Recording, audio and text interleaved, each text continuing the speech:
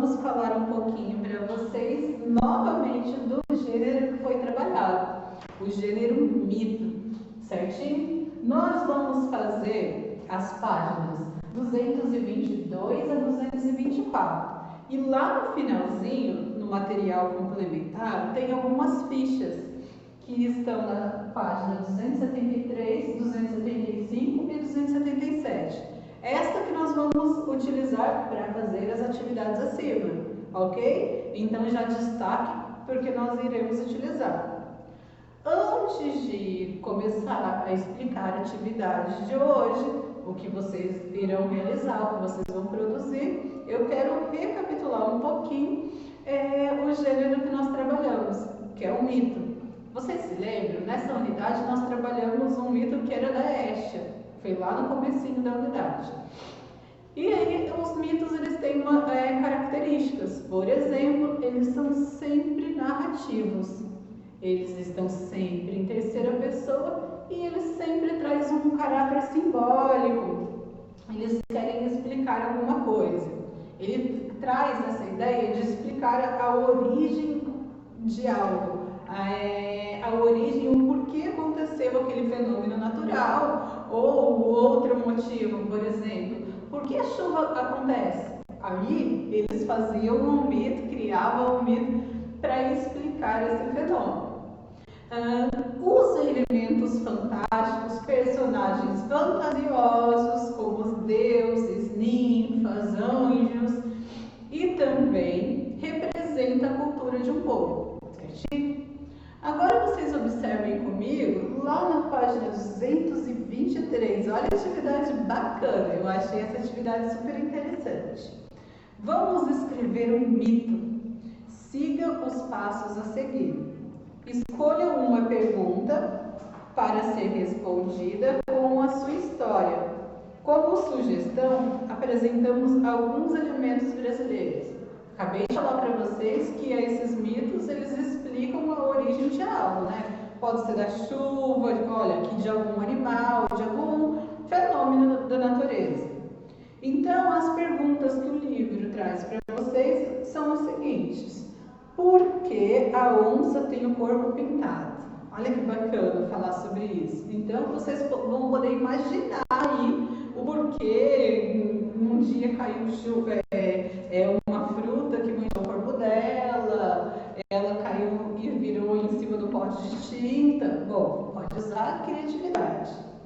O sertão é um mar que já secou. Olha que bacana! Pensar aí que o sertão antes tinha muita água em todo lugar ali e que depois aconteceu algum fenômeno natural e veio a seca no sertão. Bacana também, não é?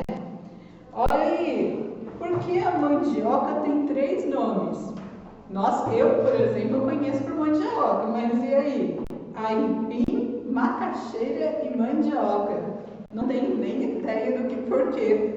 O porquê disso, mas vocês podem usar a criatividade, não precisa ser algo científico ou porquê disso mesmo, vocês vão usar e criar aí, pode colocar elementos fantásticos, o que vier na cabecinha de vocês. E por último, por que o beija-flor bate as asas tão rápido? Bacana também, né?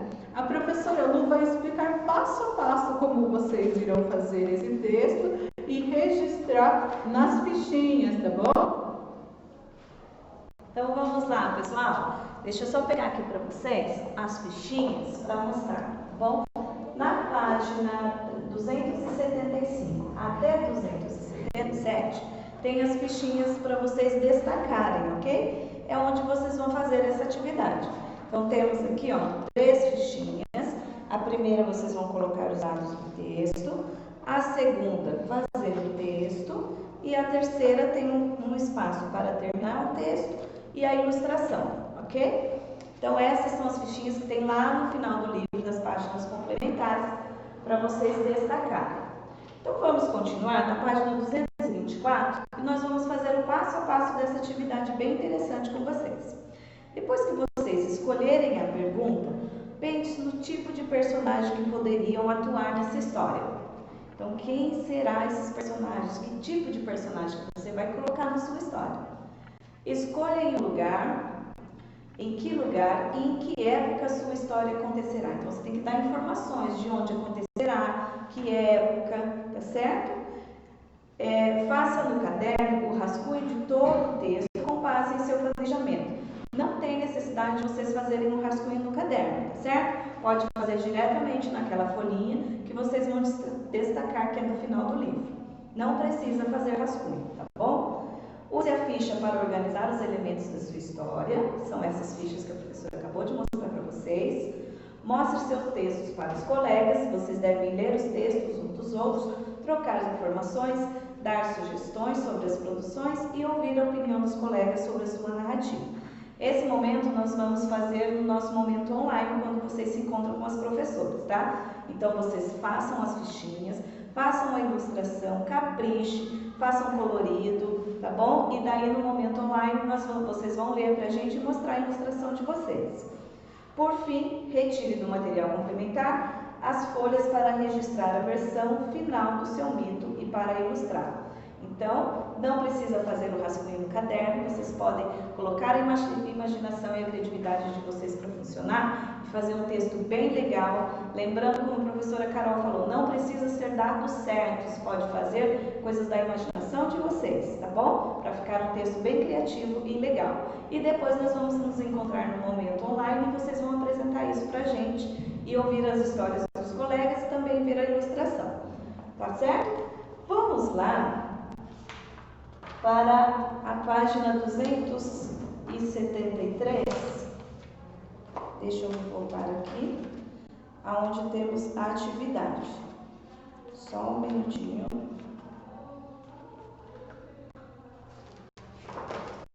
A 273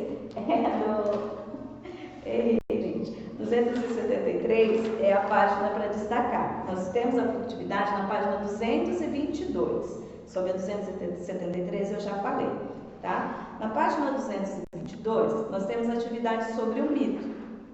O mito é uma história criada para explicar, entre outras coisas, um fenômeno da existência do homem e do mundo. Nesta unidade, você lê um mito de Hestia. Vamos recordar? Lembra que lá no comecinho da unidade 6, nós falamos sobre a deusa grega? Lembra aquele texto? Então, vamos lá, na letra A. O que este mito explicou? Esse mito estava falando sobre quem, o que era, que acontecimento, tá bom? Que dados tinha. Na letra B, o que o fenômeno de Hestia simbolizava? Eles tinham um simbolismo ali entre eles sobre a história, sobre o povo, né? Quem não lembra precisa lá retornar no início da unidade, ler o texto novamente para lembrar das informações. No número 2, qual a origem do mito que você leu? É brasileira, romana, chinesa, grega, turca ou árabe? Lembrando que é somente uma opção, ok? E o número 3, um dos elementos importantes do enredo de um mito é a transformação das personagens. Qual a transformação ocorrida com Hestia? Lá no texto tem um acontecimento muito importante que fala sobre ela. O que aconteceu? O que aconteceu naquele texto? Volta lá no início da unidade 6, onde fala do texto, para vocês lerem e relembrar, tá bom?